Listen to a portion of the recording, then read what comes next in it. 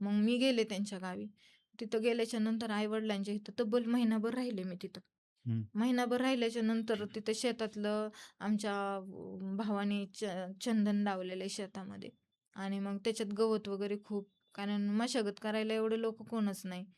आणि मग मी तिथं ठरवलं की 2 मुलांना काम करून इथं स्कूलमध्ये घालायचं आणि इथंच सांभाळायचं.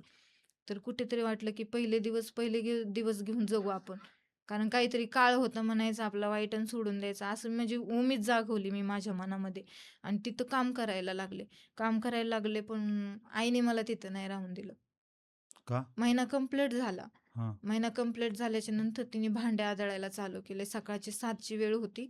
7ची वेळ होती आणि भांडे आदळायला चालू केले आणि म्हटले, की "मला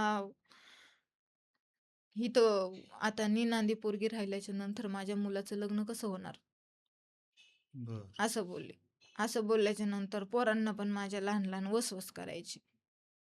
असं सारखं असं धासपूस केल्यासारखं, लहान मुलं माझे, त्यांना बिस्किट वगैरे दिसायला जरा भारी दिसायची. माझी मुलं मिस्टरांसारखे दिसतात, गोरे-गोरे, माझ्यावरती गेलेले नाहीयेत. तर माझ्या तेवढ्या चांगल्या मुलांना ती असं डासपूस करायची. कारण ती मुलं तिकडं खेडेगावात गेले की त्यांना असं दुखणं काढून घ्यायचे. त्यांना ते वातावरण चांगलं वाटतच नसायचं. कारण कसं आहे, आईचं एकदम साधं सिंपल सगळ्या गोष्टी असायच्या. आणि इकडं पुण्यामध्ये राहणं थोडं वेगळंच. भले बाहेर चुलीवर जरी स्वयंपाक करायचे, पण भारी वाटायचं की राहत्या घरात तरी व्यवस्थित लेकरं राहतात, धूळ अंगाला लागत नाही, काही नाही.